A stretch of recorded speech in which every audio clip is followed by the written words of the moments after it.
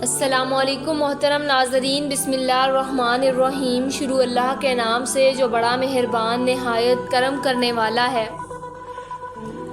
پیارے دوستو، آج کا ہمارا سوال یہ ہے کہ اللہ تعالیٰ نے مکھی کو کیوں پیدا کیا؟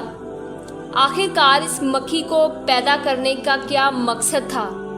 اگر آپ بھی اس سوال کا جواب جاننا چاہتے ہیں تو ویڈیو کو آخر تک لازمی دیکھیے گا۔ کہتے ہیں کہ خراسان کا ایک بادشاہ شکار کھیل کر واپس آنے کے بعد تخت پر بیٹھا تھا۔ تھکاوٹ کی وجہ سے اس کی آنکھیں موجل ہو رہی تھی۔ بادشاہ کے پاس ایک غلام ہاتھ باندھے مؤدب ادب سے کھڑا تھا۔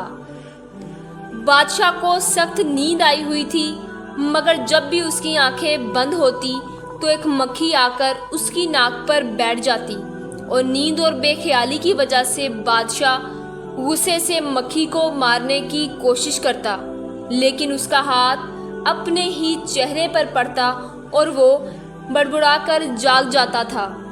جب 2-3 دفعہ ایسا ہوا تو بادشاہ نے غلام سے پوچھا، تمہیں پتہ ہے کہ اللہ تعالیٰ نے مکھی کو کیوں پیدا کیا ہے؟ اس کی پیدائش میں اللہ تعالیٰ کی کیا حکمت پوشیدہ ہے؟ غلام نے بادشاہ کا یہ سوال سنا تو اس نے ایسا جواب دیا کہ اس سنہرے حروف لکھے جانے کے قابل ہیں۔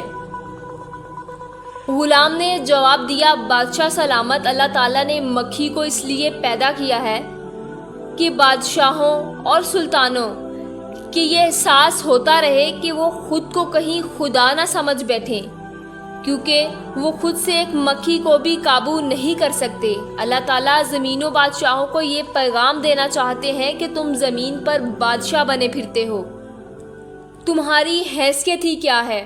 تمہارا زور اللہ تعالیٰ کی بنائی ہوئی ایک مکھی پر بھی نہیں چل سکا، تو تم اس اللہ تعالیٰ کا کیسے مقابلہ کرو گے جس نے تمام مخلوقات کو پیدا کیا ہے؟ یقیناً تمام جہانوں کا مالک اللہ ہے۔ کہتے ہیں کہ بادشاہ کو غلام کی یہ بات اتنی پسند آئی کہ اسے غلامی سے آزاد کر کے اپنا مشیر مقرر کر لیا۔ پیارے دوستو، یہ تو ایک قصہ ہے، پر قرآن حکیم میں ارشاد باری تعالیٰ ہے کہ لوگوں ایک مثال دی جاتی ہے، غور سے سنو۔ جن معبودوں کو تم اللہ تعالیٰ کو چھوڑ کر پکارتے ہو، وہ سب مل کر ایک مکھی بھی پیدا کرنا چاہیں تو نہیں کر سکتے، بلکہ اگر ان سے کوئی چیز چھین لی جائے تو وہ اسے بھی چھڑا نہیں سکتے، مگر چاہنے والے بھی کمزور ہیں اور جن سے مدد چاہی جاتی ہے وہ بھی کمزور ہیں۔ اللہ تعالیٰ سے دعا ہے کہ ہمیں عاجزی اختیار کرنے کی توفیق عطا فرمائے، آمین ثم آمین، اور ہمیں اپنے ہدایت عطا فرمائے۔ امید کرتے ہیں آپ کو ہماری آج کی ویڈیو اچھی لگی ہوگی۔ اگر آپ کو ہماری ویڈیوز پسند ہیں تو ہمارے چینل کو سبسکرائب کریں، لائک کریں اور کامنٹس کریں۔ ملتے ہیں نیکسٹ ویڈیو میں۔ اللہ حافظ۔